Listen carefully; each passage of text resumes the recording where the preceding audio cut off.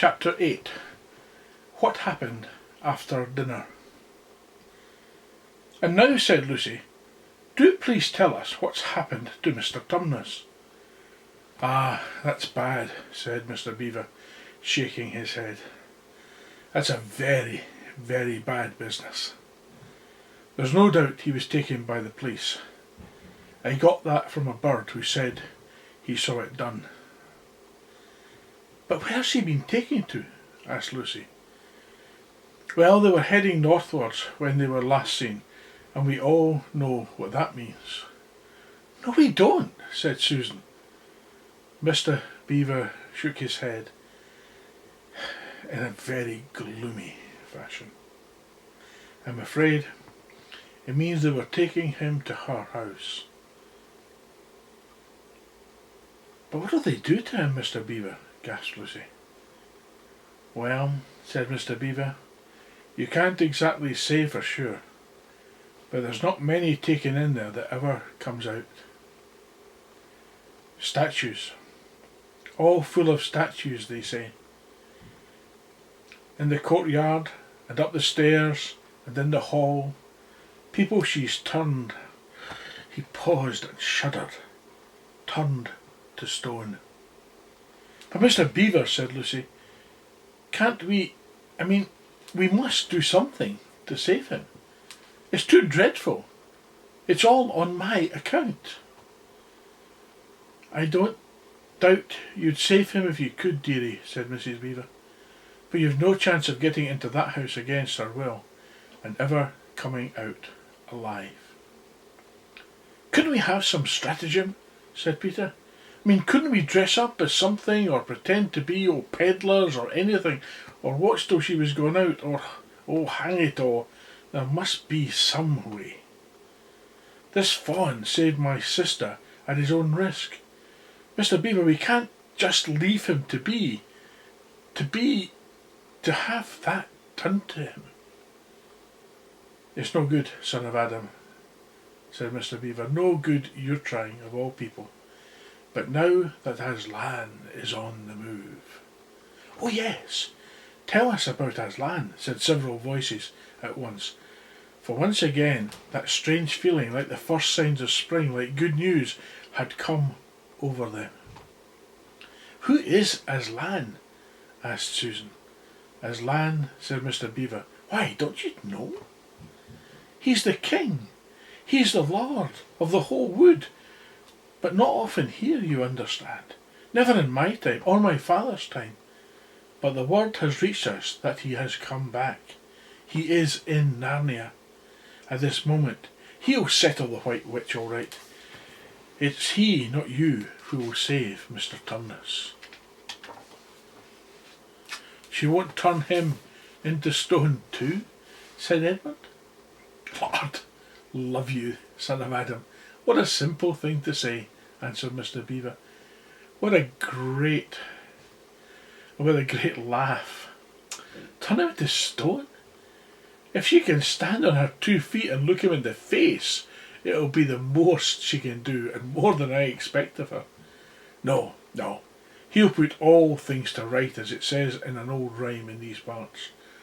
Wrong will be right when Aslan comes in sight.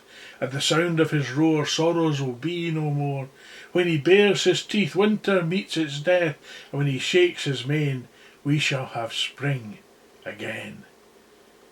You'll understand when you see him." "But shall we see him?" asked Susan. "Why, daughter of Eve, that's what I brought you here for. I'm to lead you to where you shall meet him," said Mr. Beaver. Is he a man?" asked Lucy. "Aslan a man?" said Mr. Beaver sternly. "Certainly not. I tell you, he is the king of the wood, and the son of the great emperor beyond the sea. Don't you know who is the king of beasts? Aslan is a lion. The great lion." "Oh," said Susan, "I thought he was a man. Is he quite safe? I shall feel rather nervous about meeting a lion." "That you will, dearie, and no mistake," said Mrs. Beaver. If there's anyone who can appear before Aslan without their knees knocking, they're either braver than most, or else just silly." "Then he isn't safe," said Lucy. "Safe?" said Mr. Beaver. "Don't you hear what Mrs. Beaver tells you? Who said anything about safe? Of course he isn't safe, but he's good. He's the king, I tell you." "I'm longing to see him," said Peter, "even if I do feel frightened when it comes to the point." "That's right, son of Adam," said Mr. Beaver, bringing his paw down on the table with a crash that made all the cups and saucers rattle. "And so you shall. Word has been sent that you are to meet him tomorrow, if you can, at the stone table." "Where's that?" said Lucy. "I'll show you," said Mr. Beaver. "It's down the river a good step from here. I'll take you to it." "But meanwhile, what about Mr. Tumnus?" said Lucy. "The quickest way to help him is by going to meet Aslan," said Mr. Beaver. "Once he's with us, then we can begin doing things. Not that we don't need to, for that's another of the old rhymes.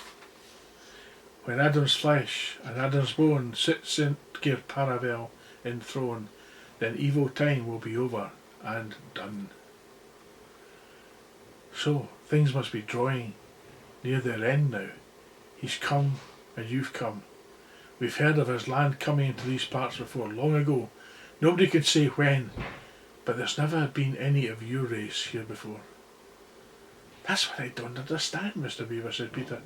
"I mean, isn't the witch herself human?" "She'd like us to believe it," said Mr. Beaver, "and it's on that she bases her claim to be queen. But no, daughter of Eve, she comes of your father Adam's," here Mr. Beaver bowed, "your father Adam's first wife. Her they call Lilith, and she was one of the Jinn. That's what she comes from, on one side, and on the other she comes from the giants. No, there isn't a drop of real human blood in the witch. That's why she's been bad all through," Mr. Beaver said to Mrs. Beaver. "True enough," Mrs. Beaver replied. "There may be two views about humans, meaning no offence to the present company, but there's no two views about things that look like humans and aren't." "I've known good dwarfs," said Mrs. Beaver. "So have I, now that you come to speak of it," said her husband, "but precious few. And they were the ones least like men. But in general, take my advice. When you meet anything that's going to be human and isn't, yet or used to be human once and isn't now, or ought to be human and isn't, keep your eyes on it and feel for your hatchet. And that's why the witch is always on the lookout for any humans in Narnia. She's been watching for you this many a year, and if she knew there were 4 of you, she'd be more dangerous still." "What's that to do with it?" asked Peter. "Because of another prophecy," said Mr. Beaver. "Down at Cair Paravel, that's the castle on the sea coast at the mouth of this river, which ought to be the capital of the whole country.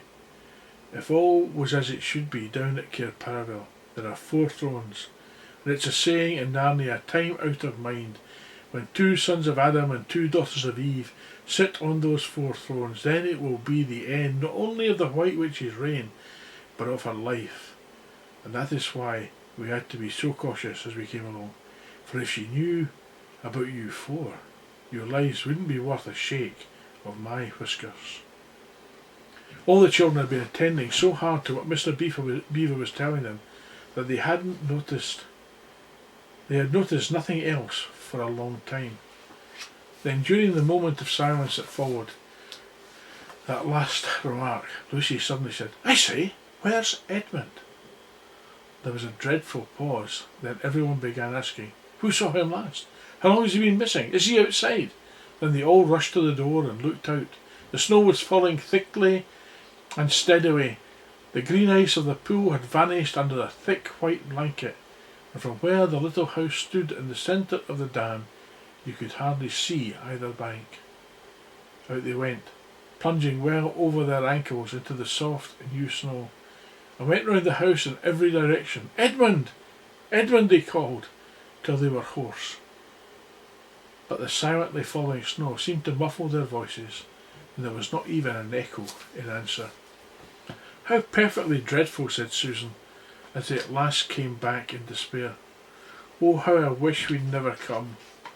"What on earth are we to do, Mr. Beaver?" said Peter. "Do?" said Mr. Beaver, who was already putting on his snow boots. "Do, we must be off at once. We haven't a moment to spare."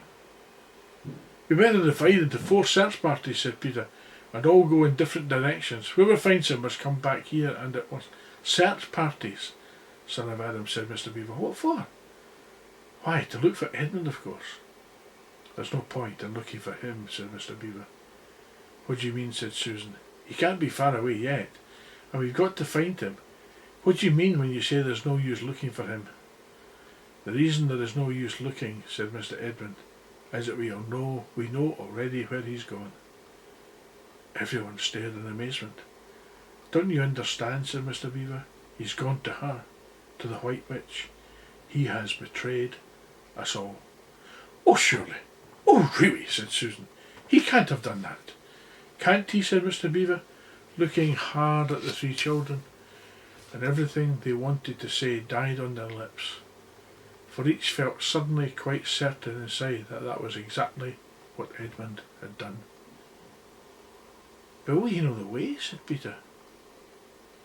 "Has he been in this country before?" asked Mr. Beaver. "Has he ever been here alone?" "Yes," said Lucy. "I'm afraid he has." "And did he tell you what he'd done or who he'd met?" "Well, no, he didn't," said Lucy.